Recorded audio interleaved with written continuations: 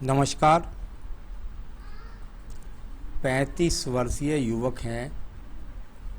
इनकी हस्तरेखाओं में उंगलियों पर किस प्रकार की गतिविधि है, पर्वतों पर किस प्रकार की गतिविधि है, रेखाओं में किस प्रकार की गतिविधि है, इस सब को मैं यहाँ पर बताने वाला हूँ। अंत में जाकर के आपके सवालों पर जवाब दूंगा सभी पक्षों में देखकर।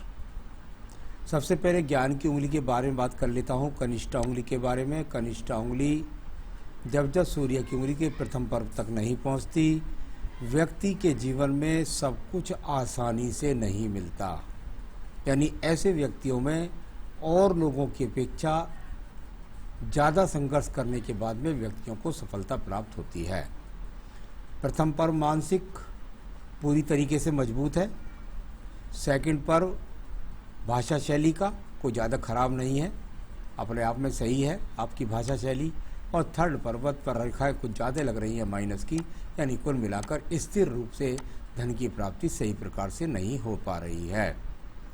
आइए बात करता हूँ आपकी सूर्य की उंगली के बारे में। अगर मैं इसको देखता हूँ तो यहाँ पर हल्का सा स्क्रैच मुझे लगता है, माइनस का सा थोड़ा सा ये। जब ये ऐसा होता है तो ऐसा कह सकते हैं कि राज्य सरकार से संबंधित कार्यों में लाभ के लिए थोड़ा सा संघर्ष होता है। कुल मिलाकर कभी कभी बहुत तेज़ी के साथ झुंझलाहट आना, गुस्सा आना, इस बात का संकेत उद्घोतक भी ये बात होती है।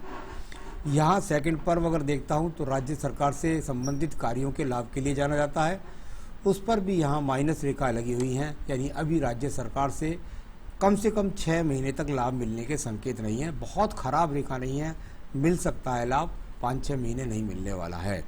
यहाँ पर प्रतिष्ठित परिवार और माँ बाप की कुल मिलाकर सेवा करने वाले व्यक्ति आप हैं। आइए बात करता हूँ मैं आपकी शनि की उंगली के बारे में। प्रथम पर्व हल्का सा एक डाउन लग रही है, हो सकता है कभी पेट खराब रहता हो, कभी कुछ रहता हो, कुछ इस तरह का दिखाई देता है। कोई स्थायी रोग नहीं है, लेकिन हो सकता है कि पेट से संबंधित रोग कुछ खराब आपको लगे रहते हों।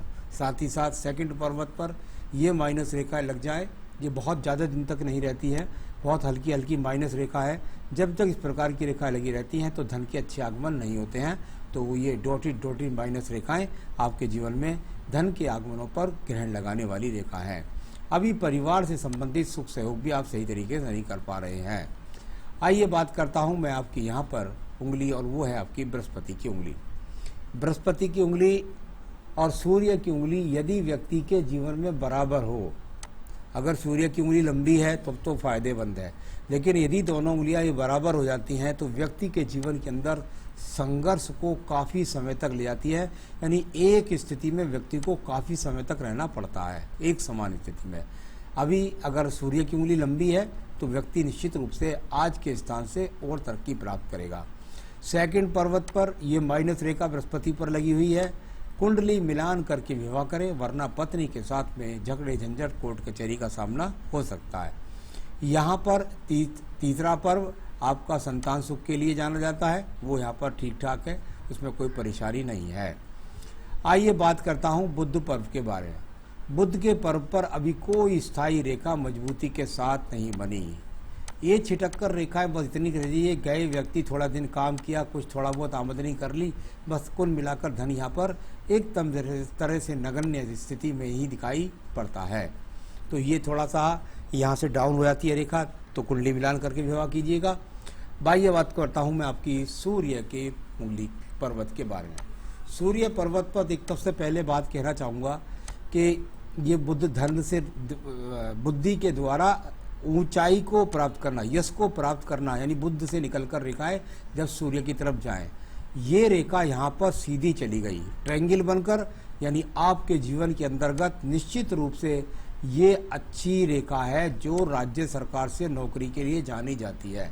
इसमें देरी का कारण ये रेखा होती है, यानी कहाँ पर आप जिस कंपटीशन को लड़ रहे हैं वो कंपटीशन कुछ समय के लिए कुछ प्रतिद्वंदी ज़्यादा होने के कारण आपको बाधा डालेगा, लेकिन आप यदि सतत प्रयास करते रहेंगे तो निश्चित रूप से राज्य सरकार से आप लाभ प्राप्त कर सकते हैं और दूर स्थानों में परिवर्तन का सामना होगा।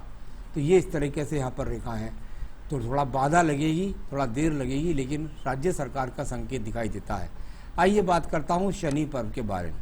भाग्य का पर्व और अभी यदि इस पर देख रहा हूँ तो यहाँ पर कुल मिलाकर अभी ये ऊर्जित पूरी तरीके से नहीं है, यानी भाग्य के लिए संघर्ष कर रहे हैं, बस इतना ही कह सकते हैं।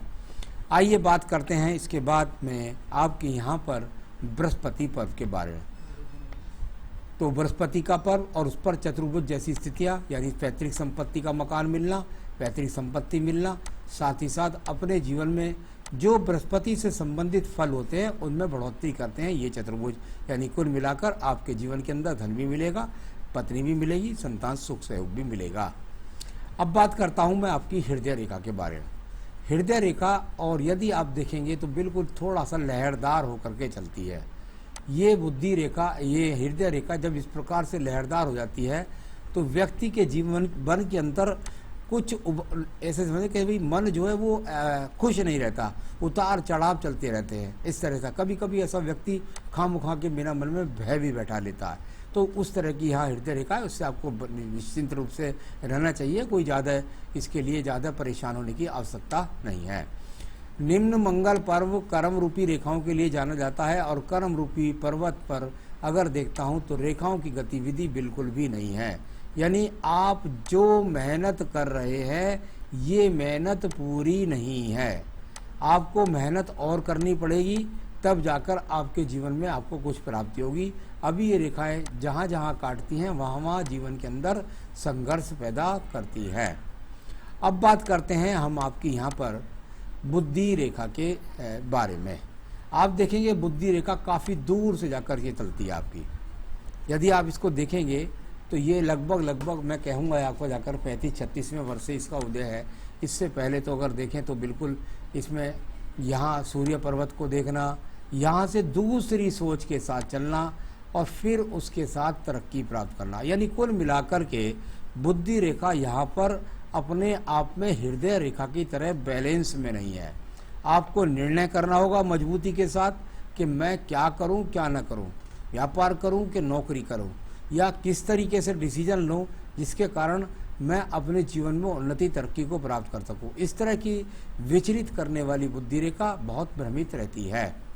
चलिए अब बात करता हूं मैं यहाँ पर, क्योंकि इसमें से एक शाखा यहाँ भी निकली थी तो पहले यहाँ से सोचता है, फिर सोचता नहीं दूसरी तरीके से सोचूंगा, फिर नीचे सोचता है, तो कुल मिलाकर उस तरह के फल यहाँ पर स्थिर नहीं दिखाई देते। अब बात करते हैं आपके द्वितीय मंगल पर्वत के बारे में। मंगल रेखा सपोर्टिंग रेखा के रूप में है, बस कुल मिलाकर थोड़ा सा क्रोध पर नियंत्रण रखें, किसी से झगड़ा झंझट ना करें, इस प्रकार का है, कोई मुकदमा कोर्ट कचहरी नहीं है। चंद्र पर्वत को यदि मैं देखता हूँ तो चंद्र पर्वत पर काफ़ी गतिविधि दिखाई पड़ती है। उन्नति करना चाहते हैं, तरक्की करना चाहते हैं, ऊंचाइयों को प्राप्त करना चाहते हैं, उसके लिए प्रयास करना चाहते हैं। अभी यहाँ से कोई विशेष लाभ को दूर स्थान से जुड़ने का या विदेश से जुड़ने का या किसी तरह का संकेत यहाँ पर नहीं है। कुल मिलाकर आप प्रयास कर रहे हैं, मेहनत कर रहे हैं और उसमें आप तरक्की प्राप्त करना चाहते हैं। आइए केतु के स्थान पर चलते हैं। यहाँ पर एक काइट का सा चिन्ह नजर आएगा, आपको मछली का सा लगेगा, लेकिन वो किसी भी तरीके से ना मछली का चिन्ह है और ना ही किसी प्रकार से काइट का चिन्ह है। कुल मिलाकर ये पर्वत पर बनी हुई इस तरह से केतु पर्वत पर ये अधूरी आकृति है, अभी केतु का स्थान बना नहीं है पूरा। यहाँ पर कह सकता हूँ कि भाई कभी आपको एकदम से झटके से कोई कॉन्ट्रैक्ट मिल जाए, उसमें काम करने चले जाए, नौकरी मिले और फिर वापस आ जाए, इस तरह का माना जाता है। यहाँ पर अगर बात करते हैं आपकी भाग्य रेखा की, दूर स्थान से जुड़ करके भाग्य बनने वाला, यानी घर से नहीं कहीं आपको स्थान परिवर्तन करना पड़ेगा, तब जाकर आपका भाग्य बनेगा और फिर सुचारू रूप से चलता हुआ आपका भाग्य आपका चलता जाएगा। कर्म रूपी रेखा पूरी तरीके से मजबूत है। अब बात करते हैं हम आपके यहाँ पर रेखा के बारे में, और वो पर्वत है आपका यहाँ पर शुक्र पर्वत। शुक्र पर्वत संसाधनों के लिए जाना जाता है। संसाधनों का शुक्र पर्वत, अभी शुक्र वाली रेखाएं ज़्यादा खड़ी रेखा जाए तो संसाधनों के प्रति बहुत भूख है व्यक्ति के अंदर, लेकिन वो मिल नहीं रहे हैं, इस प्रकार का यहाँ पर है। तो ये शुक्र की गतिविधि ज़्यादा अच्छी यहाँ पर दिखलाई नहीं दी। अब बात करूँगा मैं आपके यहाँ पर इसके बाद आपकी आयु रेखा के बारे में। आयु रेखा यदि आप देखेंगे तो ये संघर्ष रहा, इसके बाद ये आयु रेखा यहाँ से गई और सीधी जाकर के ये यहाँ पर इस प्रकार से पहुँच गई, यानी कि अभी तो 75-76 वर्ष की आयु रेखा बोल सकता हूँ। अंदर की तरफ मंगल रेखाएं भी हैं, ये व्यक्ति के अंदर टेक्निकल क्वालिफिकेशन के लिए जानी जाती है या व्यक्ति के अंदर साहस भरती रहती है, ये वाली रेखाएं। तो ये इस तरीके से जो गतिविधि हैं आपकी, यहाँ से जो ये रेखाएं चल रही हैं, ये सब शुक्र पर्वत से देख रही हैं चंद्र पर्वत की तरफ या भाग्य की तरफ कि भाई मैं कैसे ऊर्जित अपना भाग्य करूं, ये इस प्रकार से रेखा इनका फल माना जाता है। एक यहाँ पर आपकी देखते हो तो मंगल से निकल करके एक रेखा फिर जा रही है, यानी कि भाग्य उदय व्यक्ति का पत्नी के बाद होता ही होता है। तो कुल मिलाकर इस प्रकार से यह पत्नी भी जॉब करने वाली होती है। तो दूर स्थान से जुड़कर सूर्य पर्वत देखा जा रही है, वहाँ से आपका शुक्र यानी आपके संसाधनों में बढ़ोतरी होगी। तो ये सब मैंने यहाँ पर रेखाओं का फल पढ़ने का प्रयास किया। अब मैं बात करता हूँ यहाँ पर आपका एक और रेखा मुझे दिखाई दिया है। देखिए सूर्य पर्वत है, यहाँ पर इसके नीचे ये दीप सा फैलाने का प्रयास करती है, लेकिन ये ट्रायंगल में सम्मिलित हो जाती है, यानी हो सकता है कि दूर स्थान पर जाकर कुछ समय के लिए आपका मन ना लगे। तो ये आपने मुझसे सवाल पूछा है पहला, जीवन में कब अपने पैर पर खड़ा हो पाऊंगा, अपने आप पर खड़ा हो पाऊंगा, ये आप मुझसे पूछ रहे हैं। और 35वें वर्ष में यदि मैं देखूं तो ये आपका 35 यहाँ है, इस जगह पर ये आपका 35 है।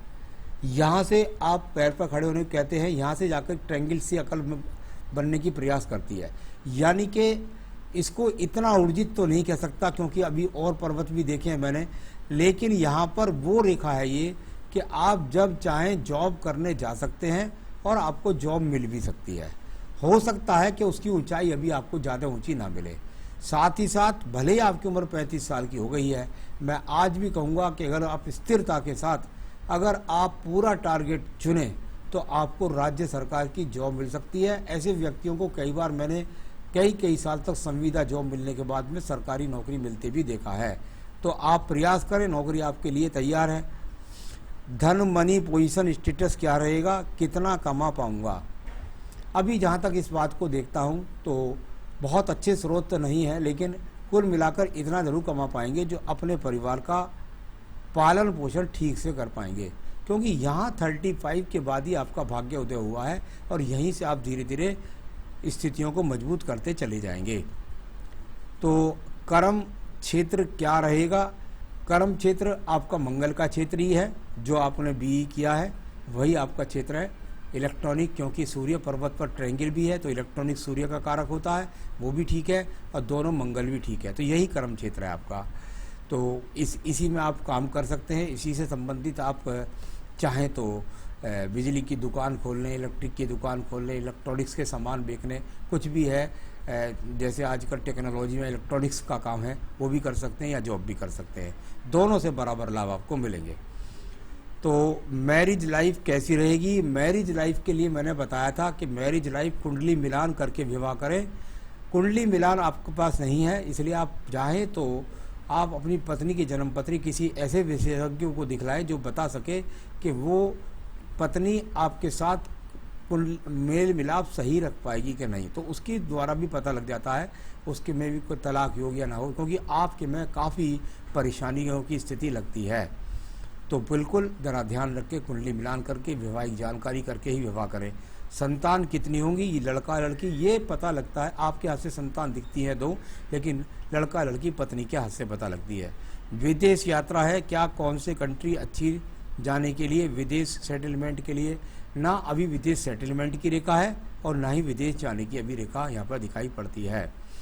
बिजनेस करूँ या नौकरी सरकारी के योग हैं क्या, मैंने कहा सरकारी नौकरी के लिए आपके पास लगभग 1.5 साल अभी है, और प्राइवेट करना चाहें तो आज से नौकरी कर सकते हैं, बिजनेस करना चाहें तो आज से कर सकते हैं। तो कुल मिलाकर जल्दी से आपके जीवन के अंदर कोई भी चीज़ प्राप्त नहीं होगी और यहाँ पर काफ़ी संघर्ष है। इसके लिए आपको थोड़ा सा पूजा पाठ में बता देता हूँ। आप प्रतिदिन अपनी पूजा के अंदर संकट नाशन गणेश स्रोत का पाठ कीजिए और साथ में आप आदित्य हृदय स्रोत का पाठ करिए। आदित्य हृदय स्रोत, संकट नाशन गणेश स्रोत और आदित्य हृदय स्रोत जो आपकी बाधाएं उनको दूर करेगा और आपके जीवन में आपको नौकरी कार्य क्षेत्र में सफलता दिलाएगा। आप एक पुखराज इस उंगली के अंदर धारण करेंगे और वो चांदी जो आपने धारण कर रखी है कृपया करके उतार दी। चांदी नहीं पहनी जाती इस उंगली के अंदर, और इस उंगली में भी चांदी उंगली नहीं पहनी जाती। चांदी दोनों ही उंगलियों में अगर पहनेंगे आप तो आपको नुकसान देगी। रतन बनता है आपका पुखराज, उस उंगली में पंच धातु के अंदर आपको पहनना है, जो आपको उन्नति, तरक्की, प्रगति, प्रमोशन, वैवाहिक सुख सब चीज़ देगा। नमस्कार।